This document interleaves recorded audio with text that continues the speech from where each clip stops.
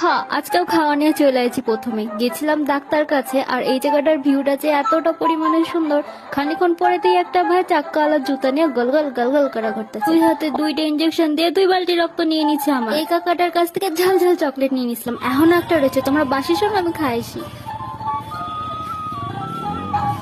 বুইড়া লোক বাইরে কাজ করে, ছেলে মেয়েরা কি করতেছে, ভাত কি দেয় না নাকি, এই সমস্ত কোনো জ্ঞান আমি দিই না, কারণ যার যার দৃষ্টিকোণে শেষে দেয়। বাট ও কি দেখে, কার বাড়ির বৌদিটা দেখে ও।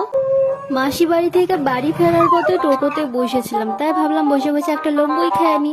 লম্বু খাইতে খাইতে দেখি এত সুন্দর একটা সরস্বতী ঠাকুর। বাড়ি আসা প্রথমে আমি কেকের বাটিতে হামলা করে দিলাম। ফার্স্ট টাইম আমি চেরি খাইতেছিলাম, ভাবলাম কি মহা স্বাদ হইব।